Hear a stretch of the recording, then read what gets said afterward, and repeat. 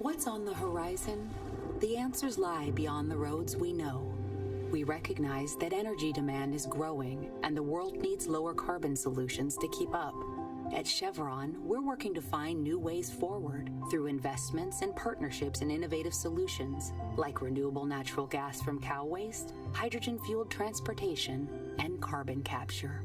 We may not know just what lies ahead, but it's only human to search for it.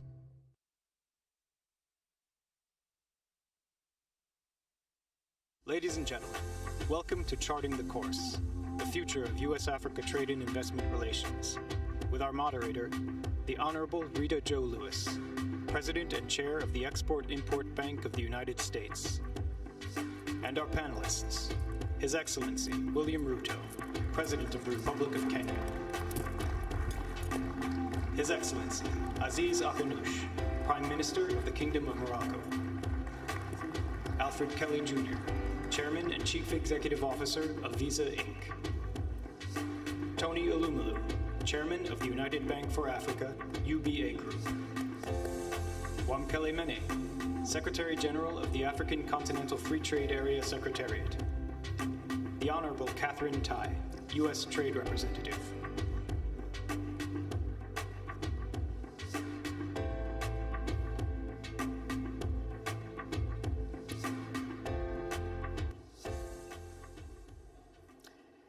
Good morning, Your Excellencies, Honorable Ministers, members of the Diplomatic Corps, distinguished guests, ladies and gentlemen. As President and Chair of the Export-Import Bank of the United States, it is an absolute honor to be participating in this summit alongside my colleagues from the Biden-Harris administration. And I'm delighted to moderate this exceptional and distinguished panel. We're truly honored to host His Excellency William Ruto, President, Republic of Kenya, His Excellency Aziz Akhannouche, Prime Minister, Kingdom of Morocco, Tony Elumelu, Chairman, United Bank of Africa, Al Kelly Jr., Chairman and Chief Executive Officer of Visa Inc., Mr. Mene, Secretary General of the AFC-FTA Secretariat, and the Honorable Ambassador Catherine Tai, U.S. Trade Representative. You know, I think we can all agree that this summit truly reflects an unprecedented manifestation of the strong bonds between America and Africa. You know, in strengthening this bond, trade and investment between Africa and America are at the heart of more prosperity for Africa, and a just world needs more prosperity in Africa. Trade and investment leads to economic growth and job creation, and this is the reason we're here today. Africa represents approximately 3% of global trade, and U.S. trade and investment with Africa accounted for less than 2% of U.S. global trade in 2021. We firmly believe that through partnerships and collaborations embraced by the Biden-Harris administration and implementation of the African Continental Free Trade Agreement, we will raise Africa to be a more meaningful player in global trade and investment. So let's get started. Given our limitation on time, we will have 2 rounds of questions, and I will ask each of you to speak for about 2 minutes per round. So let's get started. What opportunities do each of your countries or organizations see to deepen trade and investment ties between U.S. and Africa, and what specific steps are you taking to realize that potential? Let's start with Your Excellency, President Ruto. Thank you very much. As you have said, this is a very important fora for the continent of Africa and the U.S. to recalibrate and possibly re-engineer the relationship between America or the U.S. and Africa, especially in the space of trade and investment. There are glaring opportunities that Africa and the US can take advantage of. We need to engineer a win-win formula. Win-win, taking advantage of the competitive advantage of the US in capital, know-how, machinery, and taking advantage of Africa's population, energy resources, and the obvious Africa Continental Free Trade Area that gives us that leverage. So what I see as the opportunity that exists between the US and Africa is that while the US has huge capital potential, on the other hand, Africa, with 1.4 billion people, going to 2.5 billion people by 2050, combines the opportunity of capital and population. And when I say population, sometimes population is seen as in terms of income. But I dare say that if you look, for example, at Techno, by investing in telephone for the Africa continent, they have become the third largest mobile company in the world because they have taken advantage of the numbers in Africa. Let me give another example. The World Report tells us that food and agribusiness is going to be a $1 trillion business, up from $300 billion at the moment.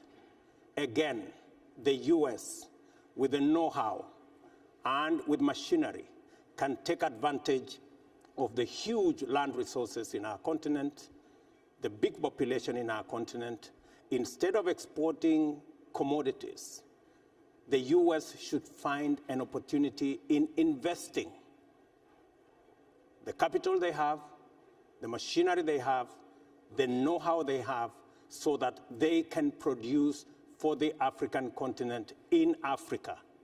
Not to export commodities into Africa, but to export capital, to export know-how, to export machinery. I dare say, as a farmer myself, John Deere is a good tractor in Africa. And that is what America should be exporting. And together, combine the resources we have in the continent and the opportunities that the collaboration can present. Let me conclude by saying that the Africa Continental Free Trade Area is necessary because today, intra-Africa trade is at 17%. It presents to us an opportunity because Asia, Europe, intra-Africa trade is at 60–70%. What can America do? The reason why intra-Africa trade is low is because of physical infrastructure and logistics. That physical infrastructure, road, rail, can be financed by capital from the US. And the market that comes as we increase the intra-Africa trade can benefit both US and African farms. And finally, the demographic dividend, that the median age in Africa is 20, gives us the opportunity to leverage on the labor that Africa presents to the US investor. So Africa comes with population, comes with enormous energy resources, comes with huge labor, and US can come with capital, know-how, and machinery, and we can have a win-win outcome. Thank you. His Excellency, Prime Minister. Je voudrais d'abord vous remercier, Monsieur Excellence, Monsieur le Président, First, I would Excellences, like Mesdames et to Messieurs, thank you, Excellency, ladies pour and cette gentlemen, rencontre for importante this very important Africa, meeting, pour, je voudrais, US-Africa. juste rappeler And I que wanted to remind réussir, that in order to cette succeed relation, this je vais relationship, m'attarder sur, I would trois like to critères qui actually sont touch importants. on D'abord, 3 criteria that are l'engagement. important. Il faut qu'il y ait First, commitment. un engagement très First, fort we de la need to have a part very des strong décideurs pour, commitment from the decision makers avancer justement dans to cette be able démarche. Le to Maroc, progress au plus in haut this niveau, particular Sa approach. Majesté And at le the Roi highest avait level, d'abord, His Majesty the lancé, King in Morocco avec les had launched États-Unis with the United States le libre-échange en the 2004 qui est free rentré en trade vigueur en 2006. Ça, c'est une in volonté royale. 2004. It actually Deuxièmement, started in 2006. It is a royal ces dernières will. années, 50 In the visites past d'État en few Afrique, years, there was a avec second 1000 visit accords, in Africa qui ont été with signés lors de 1,000 ces agreements visites, that qui ont were fait aujourd'hui du signed, Maroc le and premier that makes investisseur, Morocco the à first l'échelle de investors l'Afrique de l'Ouest et le deuxième en for Afrique. Western Donc, c'est Africa réellement and on the une vraie continent. So volonté it des is décideurs truly politiques. Sa a Majesté a will voulu, of the political que ces decision relations maker, soient and His Majesty installées, wanted for these relationships to be le Maroc. set Et for une fois Morocco. qu'il y a Once ces évolutions, you have je this pense que type of l'adaptabilité est quelque chose de development, très I think important. Chaque pays adaptability is a important. ses atouts Each naturels, country chaque pays has a its ses own assets, spécificités. each country has its own Le Maroc specificities.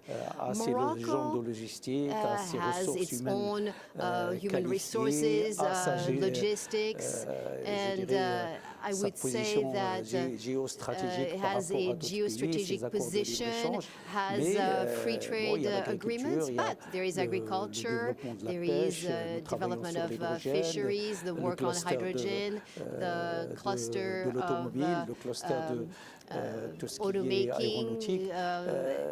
airspace cluster also, Ce and sont all des of atouts these sur are lesquels assets les on Américains which the peuvent, Americans avec or the nos amis United States, africains, with our travailler pour continuer African friends, à construire we can justement continue cette and we offre. can continue to build this offer. Le troisième, je pense, critère qui est The third important pour criterion, compléter which le I succès, believe is c'est important qu'en to arrivant succeed, en Afrique, is c'est bien de when commercer, you c'est bien come to d'investir, Africa, c'est it's bien good to d'échanger. have trade, it's Mais good to invest, il it's y a good to des pays exchange. africains But there are tous les pays African africains countries, ont besoin all quand African même, countries need d'être to soutenus be par rapport à leur programme supported d'investissement in pour terms être of their program, mis à of their niveau par investment rapport program, so that they can ces come at the échanges-là. right Et vous level avez in des this term programmes, of vous trade. avez des You programmes. have programs. Les États-Unis ont des The programmes United States qui sont have très such intéressants. programs that are Moi-même, very, j'ai very géré un interesting. quand And j'étais I ministre de managed l'Agriculture et when des I Pêches. was C'est the celui de Minister Millennium of Challenge qui Agriculture est and Fisheries. un The programme très Millennium puissant, Challenge is a great, parce qu'il it's a very permet powerful program because it l'amélioration allows to de la improve gouvernance. Il y a un mode de gouvernance and then qui est assez there is a mode particulier of et qui governance peut aider that's les pays very à aller de l'avant. specific that can help countries to deuxièmement, parce make que ça progress. And apporte second, it réellement brings des truly avantages et des effets bénéfiques sur la advantages population and locale. beneficial Et effects c'est on the très local important. population. Et And this is extremely je important. sais qu'il y a beaucoup de And I know programmes that there peut-être are a lot of qui programs sont importants. that Chacun are trouvera un petit important. peu Everybody will quel est le projet de développement. see Mais what on ne is peut the pas development program that commercer, suits them, but we cannot have échanger, trade and faciliter have l'investissement, and ainsi de facilitate suite, investment s'il n'y and a so pas on if you do justement not have une mise à niveau de certaines an infrastructures, comme a dit upgrade monsieur, of some infrastructures, le as président, the ou s'il n'y a pas president de of Kenya programme said, or if you d'accompagnement do de not développement have qui support existent et sur programs lequel that l'Amérique exist and on doit which être consciente the qu'il a United des States, programmes qui sont the United très, States très, très puissants have et to qui realize peuvent that they have apporter, very moi je l'ai powerful vu chez programs that can bring a les lot. pêcheurs, chez les And I've seen agriculteurs, this with 400 millions de dollars à transformer beaucoup de vies with the fishermen, chez and les it gens can transform localement. lives locally. Mr. Elmo. Tony, Mr. Elamel, your comment? I do business across Africa. My bank, United Bank for Africa Group, has the largest global network of any African bank. What we do is essentially strong in the area of trade.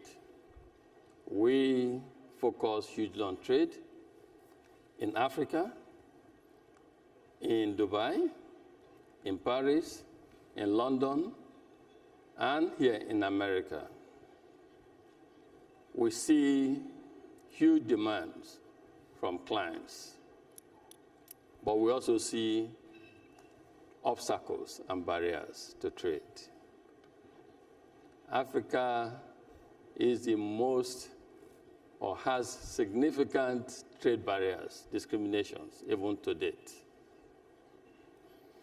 Africa can be the breadbasket of the world. Africa can do a whole lot more for the world and for itself. But these obstacles we see need to be addressed. We see internal obstacles within Africa. We also see external obstacles. We need to look at our tariffs again, structure. We need to work together collaboratively to turn Africa into a manufacturing center. Africa can do a lot more than it's doing today. I commend initiatives such as AGOA, but Africa needs more. We have a huge population. We have good and arable land. There's so much we can do on the continent. But we need more support, more collaboration. I support young entrepreneurs across Africa. And these young entrepreneurs we support through the work of the Tony Elumelu Foundation. I want to see them become multinationals. But we do have obstacles also. We do have stifling operating environment, which African leaders will also help. And I'm honored to be sitting with some of our great leaders on the continent. So what I see as opportunities on the continent in the area of trade and investment is huge. But for us to realize that, we need to do more in removing obstacles, trade barriers and obstacles, as well as operating environmental issues. If we remove these two, we can make progress. I was in America a few years ago in Senate on the Testify Africa Electricity. I testified. And I asked myself as we were preparing for this forum, what actually has happened with this? We can do a whole lot more on the continent with America, if some of these hindrances to industrialization, some of these hindrances to manufacturing are addressed. So I look forward to seeing greater collaboration between the U.S. and Africa in these areas. Thank you. Mr. Kelly? Well, thank you, and it's an honor to be at this forum and an honor to be on this panel with such visionary and dynamic leaders across Africa. I had the chance, after travel being disrupted in August, to visit Nigeria and the DRC, and that visit reinforced for me the level of entrepreneurship, innovation, and digitization that's happening across the continent. We've been in Africa for about 5 decades. Today, there's about 100 million people in Africa with Visa cards and about 2 million places that they're accepted. And we got there through lots of great partnerships, including that with Tony's bank, United Bank of Africa. And by the way, I had an opportunity to visit with Tony, and he was kind enough to have me at his home in my trip to Nigeria. But there is so much more to do. So today, Visa is announcing that we're going to make $1 billion investment in Africa over the next 5 years. And thank you. And that investment will go towards scaling our operations across the continent. It will go towards driving innovation and technology across the continent. We want to support President RUTTO's Hustler Fund. We want to take advantage of a brand new innovation center, the first one that we've put up in Africa. We have about 10 of them around the world. We opened it in Nairobi last year. It's a place for clients to come, fintechs to come and explore the world in terms of their opportunities and brainstorm with us, as well as try to solve problems that people may have. The third thing we're going to do is build out our collaboration with our various partners in the government, in traditional financial institutions, with mobile operators, as well as fintechs. And at the end of the day, I look at Africa as incredibly important to our growth over the next 50 years, and we're in it in a big and broad and deep way. So thank you. Thank you. Mr. Minix, Secretary General. Well, thank you very much. And I want to start by also thanking the government of the United States for convening us here. And I'm deeply honored to share a platform with the distinguished panelists. There's a very positive projection about the African continent and the African Continental Free Trade Area. And that is that where we implement the AFCFTA as Africans, we have an opportunity by the year 2035 to lift 100 million people out of poverty, to boost incomes by up to 10%, to boost intra-Africa trade and contribution to Africa's GDP by $450 billion. And the most immediate beneficiaries of all of these statistics will be small, medium enterprises that are led by women and young Africans. That should signify something about the potential of the African continent. However, these positive projections, of course, will not happen on their own. That is why, with the support of the leaders, the Assembly of Heads of States and Government of the African Union, we have been forging ahead with the implementation of this agreement, precisely for the objective of eliminating barriers to intra-Africa trade, eliminating barriers to intra-Africa investment, ensuring free movement of goods, and eventually free movement of persons across the African continent. There are a number of areas for investors, and we would encourage, of course, the U.S. Investors to look at these very, very closely. Agriculture and agro-processing. Today, the African continent is experiencing a food security crisis. And yet we know that there are actually countries in Africa that can feed the continent. We know that there are countries that have excess grains to export to other parts of the continent.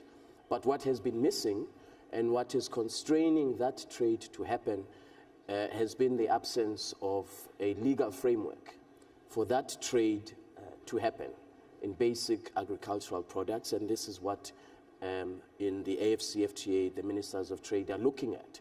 How do we make sure that we boost trade in agriculture to create jobs, to ensure that the agro-processing business in Africa creates jobs for young people? The second area is equally important. His Excellency President RUTTO mentioned it, and that is trade supporting infrastructure. Trade supporting infrastructure will enable us to double intra-Africa trade by the year 2035, and that is why the partnership that we have with Afreximbank as well as the African Development Bank is so critical, because these development finance institutions are well positioned to invest in trade supporting infrastructure, transport, logistics, very, very important enablers of trade on the continent. I would just end by saying another area which is equally important and is also embedded in the rules of the African Continental Free Trade Area is the pharmaceutical sector. In 2019, before the onset of the pandemic, Africa imported $16 billion worth of pharmaceutical products. That is $16 billion worth of jobs forgone, innovation, competitiveness. And so the pharmaceutical sector in Africa presents an opportunity not only to address the public health imperatives of Africa, which is important, not only to address the question of access to public health, but also to advance industrialization in Africa.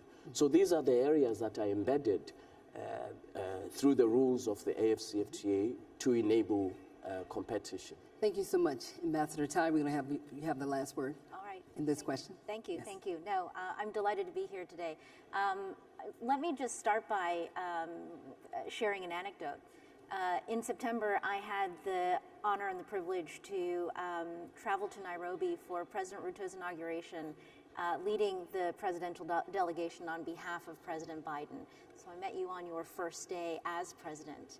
And because of that trip, I appreciate that something that President Ruto and President Biden have very much in common is a vision for building our respective economies up from the bottom up. I think that this is a profound convergence in terms of visions. What I also heard at President Ruto's inauguration is, I believe, a campaign slogan of yours, President Ruto, which is that every hustle matters. Yes. And that President Ruto is the original hustler. He hustles. He took time on his inauguration day to meet with me in the U.S. delegation and do work. I'm just tremendously inspired by that. Mr. Prime Minister, we see the hustlers from Morocco on the football field on TV. I would like to wish you good luck later today. Also, a tremendous inspiration and pride for the continent. And to the titans of industry and the financial sector at the end of this row, I just want to let you know, on my trip to Nairobi, I was able to do the thing that Americans love to do, which is to go shopping, thanks to both of you. And I think that there is a tremendous amount of opportunity. Let me bring this back then to my friend Wamkele, Secretary Mene here. In terms of the concrete steps that we are taking, yes, AGOA is foundational in terms of the U.S. economic engagement with the entire continent. We know it's not enough, and we know that it can be better. We know that investment needs to be a part of it. The MOU that Secretary Mene and I are going to sign will create an additional platform to ensure that our engagement is locked in and supportive of this tremendously important and visionary work under the AFCFTA to integrate Africa with itself. And then I think that beyond that, coming back to our partners in Kenya, we are working on a strategic trade and investment partnership with Kenya to continue to innovate how we use our traditional trade tools and how we develop new tools, again, to ensure that our engagement in this era of the global economy is intentional and focused on building up our economies from the bottom up, that we are focused on our people, our workers, on formalizing our employment sectors to ensure that benefits that we create through our economic engagement and tools have the maximum amount of beneficiaries. And I just want to bring it all back to the forum that we are engaged in here, to President Biden hosting the African leaders, to the African leaders coming to support this engagement. Every engagement, every conversation is a building block. Every engagement I have helps to make me that much smarter, and certainly every one of these interactions helps to further familiarize our systems, our policymakers, our decision makers, and open up that door to the future that we are all looking to build. So the future is bright, my friends. The future is Africa. The United States is there to make this vision come true. What a great first round. And as we come to our close, I think we have about 1 minute each. So we're going to have to hold you to that. With this question, what practical step would each of you like to see from the other parties represented on stage? As the ambassador said, we have the private sector, member state governments, and the U.S. government. And so to best realize the potential to boost trade and investment between the United States and Africa over the next decade, including promoting the AFCFTA. Ambassador Tao, let's start with you. Okay. Whether it's on a personal level or on a work level, I think you've got to respect the hustle. Embody the hustle, and then make possible the future for the hustlers. Yes, Secretary General.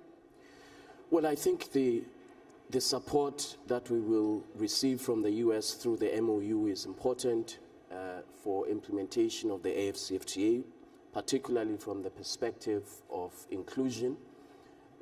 the inclusion of small, medium enterprises to be enhanced as drivers of Africa's economic growth, creating opportunities for young people.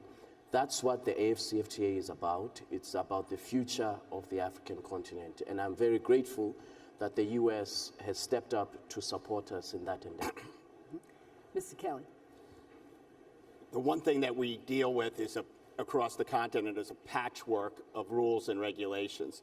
So as the economies of Russia start to get behind the AFCFTA, I think being able to harmonize and make these regulations and rules more consistent is going to make it easier to do business across the continent. And it's particularly important for small businesses, many of which are women-owned, who can't deal with all these different rules. We want to open the entire continent to as many small businesses, both in Africa and outside of Africa, and having more consistency across the rules and regulations would be incredibly helpful. Mr. Elamil. Yeah, so two things. First is I was a supporter of Power Africa initiative. I testified in Senate on Electrify Africa bill. I asked myself today, where is this? So as we are here in America, we're talking about opportunities, we're talking about trade and investments. I'd like to use this opportunity to call on the Biden administration to please revisit the Power Africa initiative. Power is important to us on the continent.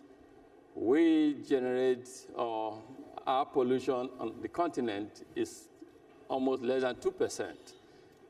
Yet we have the biggest power deficit in the world. Africa cannot develop without improvement in access to electricity. Over 70% of our people do not have access to electricity. So if there's one singular thing we need to go back from this forum with, it is a new Marshall Plan for Africa on electricity. And that will open up the continent. And the second and last point is to our fellow private sector leaders here in America. I am an investor in America. I like Al because he does not only operate across the world, he also sees and feels the pulse of what's happening on the continent. We need to change the stereotype. We need to change the mindset. We need to understand in our boardrooms that Africa has opportunities. A country of 1.6 billion people, if you have 100 or 1,000 people bad, that should not paint all of Africa as being corrupt and being fraudulent. Let's change the mindset about Africa. Let's embrace Africa the way we embrace other parts of the world. Let's open up. There are some companies today that do not have, even app stores, certain apps, so you cannot even have access to certain facilities because you're based in Africa. That is modern day discrimination in the digital space. We need to correct that. Thank you. Thank you. Mr. Prime Minister.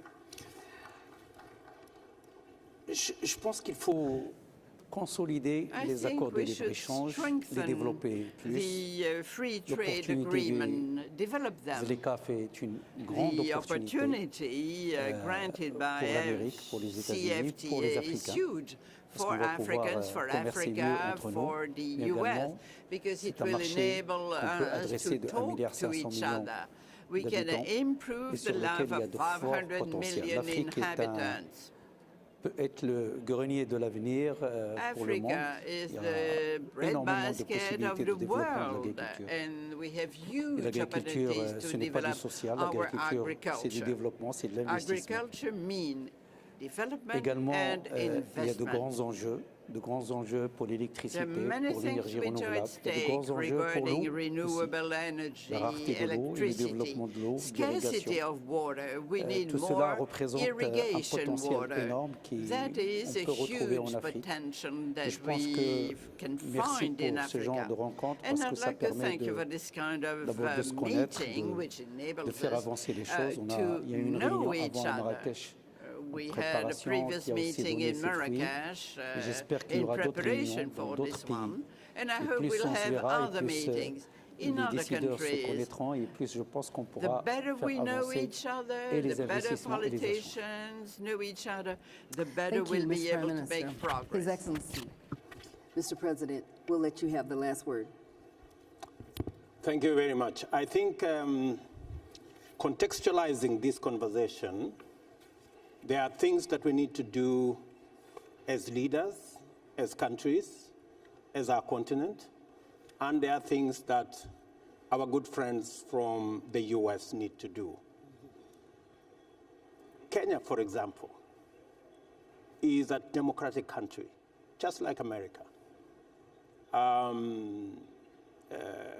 I'm the 5th elected president in Kenya, democratically elected, and my competitor, who ran against me 2 months ago, is in this meeting to demonstrate that we are a democratic country. My predecessor, President Kenyatta, is representing me, although he did not support me. He is representing me in EAC on the talks in DRC and Ethiopia. That is the kind of democracy we are developing.